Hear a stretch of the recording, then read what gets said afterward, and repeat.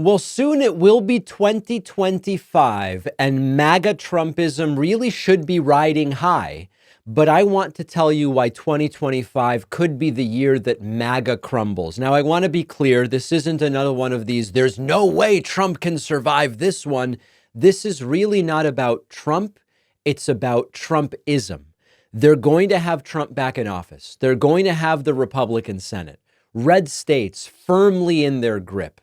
But 2025 really has the potential to be the year that MAGA falls apart.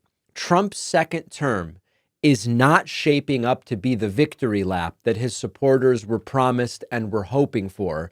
We're seeing the cracks. They're coming from within the MAGA camp. And it's not just that Donald Trump is making hires that he is almost certainly going to have to fire, if not 2025 and 2026, because it's going to implode. And I want to go through some of what we might see next year. Now, first of all, there's the economic reality check that's heading their way, and that's going to hit hard. We talked about it on yesterday's show. The economic policies that Trump plans to implement, the tariffs, the tax cuts for the wealthy and corporations, they're not new, but they are as dangerous as ever. And in particular, when you do those, when the economy is otherwise doing pretty well, I know that many voters perceived it wasn't, and that's why they voted Trump. But by metrics, there are a lot of metrics where if you throw tax cuts for the rich and corporations and tariffs at it, your metrics are going to get worse, and it's going to be difficult to defend. And economists are warning that his tariff plans really could end up driving prices up again. So the inflation numbers are going to get going. Will they blame Biden for new inflation in summer of 2025? They probably will, to be honest. But will it work? At least I hope not.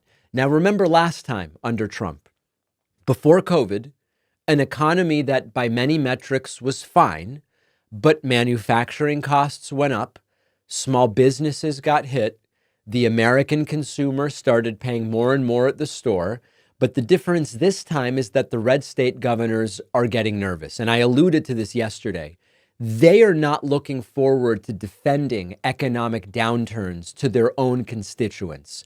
After all, when you have a tanking local economy, it's not a winning platform for those in the red states. If you're a red state governor who helped elect Trump, think Sununu in New Hampshire. And then all of a sudden, the New Hampshire economy is struggling because of what Trump's doing. You're not going to be thrilled. Now, the upside for some of these governors is Trump can't run for re-election. So they don't have to say, no, of course, I'm still supporting him because this is the last run.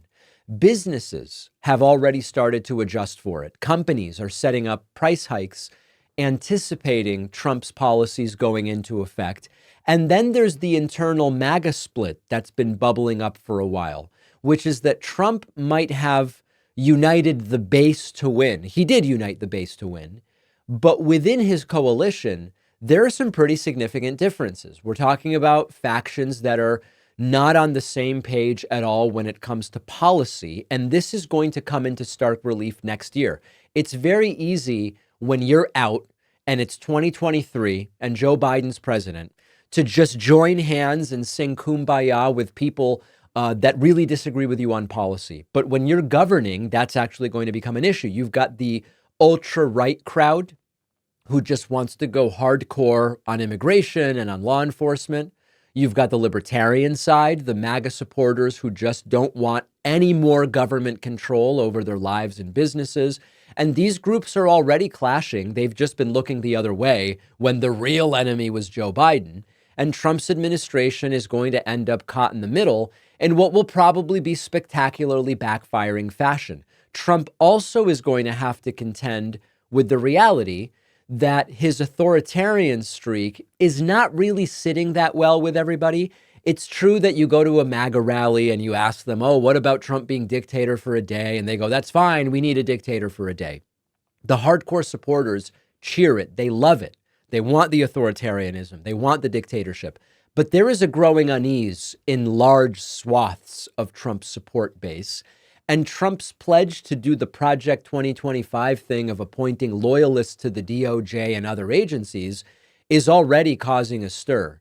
One insider said, you weaponize the DOJ, there's no guarantee you'll be safe from it. And that's also a concern for some of these folks, which is they may be all for Trump weaponizing the DOJ against Democrats, but then if that really becomes the trend, it could be turned back against them.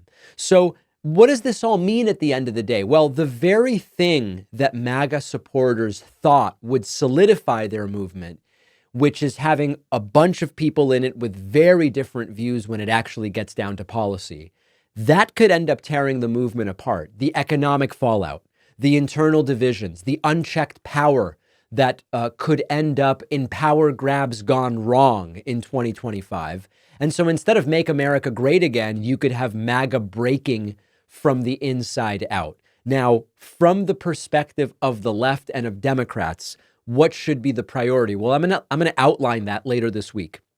And one of the priorities, it doesn't have to be done now. In fact, I think the end of 2025 into 2026 is the better time to do it. There has to be some kind of an evaluation of who are the likely heir apparents to Democratic leadership. And I don't mean leading the DNC. I mean just being the sort of obvious choices to be presidential candidate in 2028. Later in the week, we'll talk about Gavin Newsom. We're going to talk about, there are people talking about Josh Shapiro. Some people are saying J.B. Pritzker. We're going to go through a whole list. And at some point, you have to identify those individuals. But maybe more importantly, for 25 and 26, it's really having a plan for allowing Republicans to get in their own way and to have that be the reason that they failed to get stuff done, but really being ready to point the finger. Because what you can't have is, imagine inflation does start to tick up, the stock market declines, unemployment goes up. To be clear, just on the record, I don't hope any of these things happen. I always am rooting for a strong economy. I don't care who's president. I always want what's best for the American people. But if we start to see those metrics tick in the wrong direction, we can't have another situation where somehow they blame Democrats. Now, you might say, well, why would they?